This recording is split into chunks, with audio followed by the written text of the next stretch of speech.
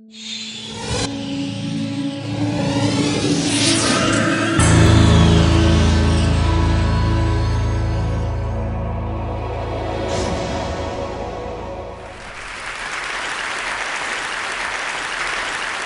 going to talk about compassion and the Golden Rule from a secular perspective, and even from a kind of scientific perspective. I'm going to try to give you a little bit of a natural history of compassion and the Golden Rule. So I'm going to be sometimes using kind of clinical language, and so it's not going to sound as warm and fuzzy maybe as your average compassion talk. I want to warn you about that. So I do want to say at the outset that I think, compassion's great. The Golden Rule is great. I'm a big supporter of both. And I think it's great that the religions of the world, the leaders of the religions of the world, are affirming compassion and the Golden Rule as fundamental principles that are integral to their faiths. At the same time, I think religions don't deserve all the credit. I think nature kind of gave them a helping hand here. I'm going to argue tonight that compassion and the Golden Rule are, in a certain sense, built into human nature. Okay, but I'm also going to argue that once you understand the sense in which they are built into human nature, then you realize that just affirming compassion and affirming the Golden Rule is really not enough. There's a lot of work to be done after that.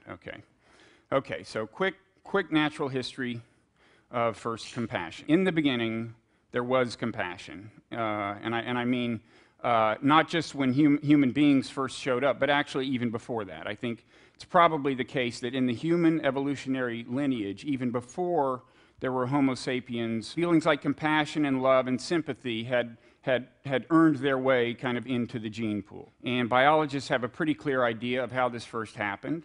It happened through a principle known as kin selection. And the basic idea of kin selection is that if an animal feels compassion for a close relative, and this compassion leads the animal to help the relative, then in the end, the compassion actually winds up helping the genes underlying the compassion itself. So from a biologist's point of view, compassion is actually a gene's way of helping itself, okay? So I warned you this was not going to be very warm and fuzzy, okay? I'll get there. I hope to get a little fuzzier.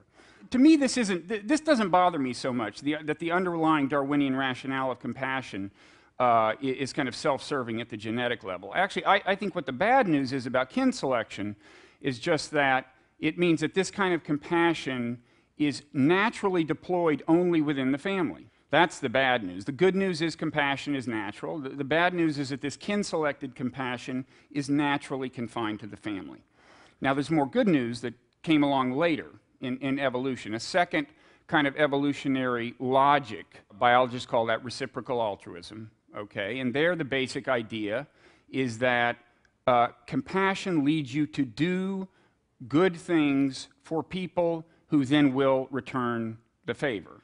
Again, I know this is not as inspiring a notion of compassion as you may have heard in the past, but from a biologist's point of view, this reciprocal altruism kind of compassion, it is ultimately self-serving too.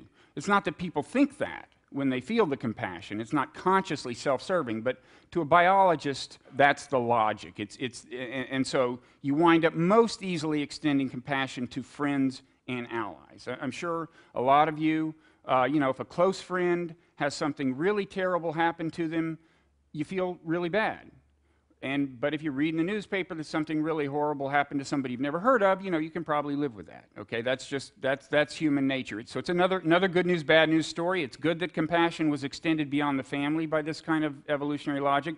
The bad news is this doesn't bring us universal compassion by itself. Okay, so there's still work to be done. Now, there's one other result of this dynamic called reciprocal altruism, which I think is kind of good news, which is that the way this is played out in the human species, okay, it has given people a kind of intuitive appreciation of the Golden Rule, okay? I don't quite mean that the Golden Rule itself is written in our genes, but you can go to a hunter-gatherer society that has had no exposure to any of the great religious traditions, no exposure to ethical philosophy, and you'll find, if you spend time with these people, that basically they believe that one good turn deserves another, and that bad deeds should be punished. And evolutionary psychologists think that these intuitions have a basis in the genes. So they do understand that you know, if you want to be treated well, you treat other people well, and it's good to treat other people well. That's close to being a kind of built-in intuition. So that's good news. Now, if you've been paying attention, you probably are anticipating that there's bad news here, okay? That we still aren't to universal love. And it's true because although an appreciation of the golden rule is natural, it's also natural to kind of carve out exceptions to the golden rule, okay? I mean, for example, none of us probably want to go to prison. But we all think that there are some people who should go to prison, right? So we think we should treat them differently than we would want to be treated. Now, we have a rationale for that. We say they did these bad things that make it just that they should go to prison. None of us really extends the golden rule in truly diffuse and universal fashion. We have the capacity to carve out exceptions, put people in a special category. And the problem is that although in the case of sending people to prison, you have this impartial judiciary determining, you know, who gets excluded from the golden rule, that, you know, in everyday life, the way we all make these decisions about who we're not going to extend the golden rule to, we use a much kind of rougher and readier formula. And basically, it's just like, if you're my enemy, if you're my rival, okay, if you're not my friend, if you're not in my family, I'm much less inclined to apply the golden rule to you, okay? We all kind of do that. And you see it all over the world. You know, you see it in the Middle East. People who from Gaza are firing missiles at Israel, they wouldn't want to have missiles fired at them, but they say, well, but the Israelis, or some of them, have done things that put them in a special category. The Israelis would not want to have an economic blockade imposed on them, but they imposed one on Gaza, and they would say, well, the Palestinians, or some of them, have brought this on themselves. So it's these exclusions to the golden rule that amount to a lot of the world's trouble. And so, and it's natural to do that.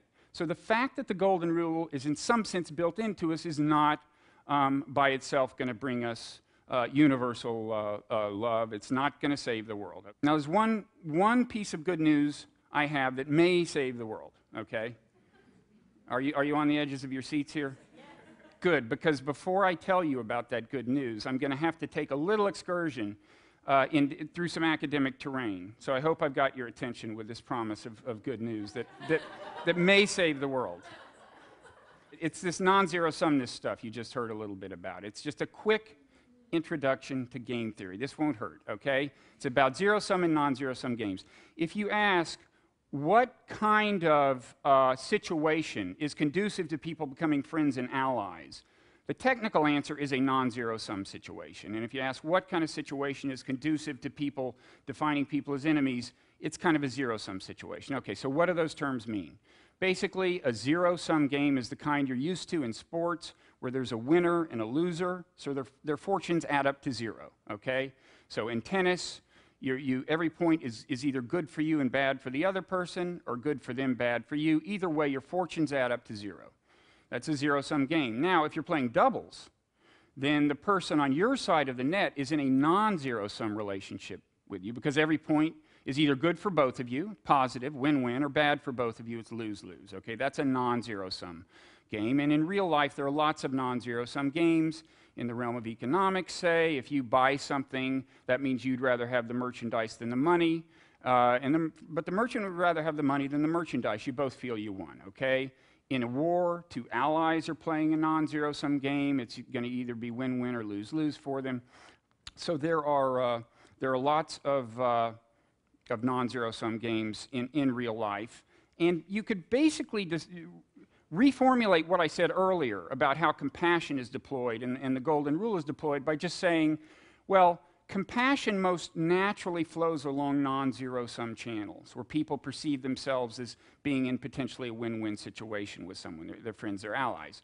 The deployment of the golden rule most naturally happens along these non-zero-sum channels. So kind of webs of non-zero-sumness are where you would expect, you know, compassion and the golden rule to kind of work their magic. With zero-sum channels, you would expect something else. Okay, So now you're ready for the good news that I said might save the world. And now I can admit that it might not, too, now that I've held your attention for 3 minutes of technical stuff. But it may. And the good news is that history has naturally expanded these webs of non-zero-sumness, okay? These webs that can be these channels for compassion. You can go back all the way to the Stone Age, and I think from, technological evolution, roads, the wheel, writing, a lot of transportation and communication technologies have just inexorably made it so that more people can be in more non-zero-sum relationships with more and more people at greater and greater distances. Okay, that's kind of the story of civilization. It's why social organization has grown from the hunter-gatherer village to the ancient state, the empire. Now here we are in a globalized world. And the story of globalization is largely a story of non-zero-sumness. Okay, you've probably heard the term interdependence applied to the modern world. Well, that's just another term for non-zero-sum. If your fortunes are interdependent with somebody, then you live in a non-zero-sum relationship with them. And you see this all the time in the modern world. You saw it with the recent economic crash where bad things happen in the economy, bad for everybody, good for much of the world, good things happen, it's good for much of the world. And, I'm happy to say I think there's really evidence that this non-zero-sum kind of connection can expand the moral compass. I mean, if you look at the American attitudes toward Japanese during World War II, look at the depictions of Japanese in the American media as just about subhuman, and look at the fact that we dropped atomic bombs really without giving it much of a thought. And you compare that to the attitude now, I think part of that is due to a kind of economic interdependence. Any form of interdependence, non-zero-sum relationship, forces you to acknowledge the humanity of people. So I think that's good.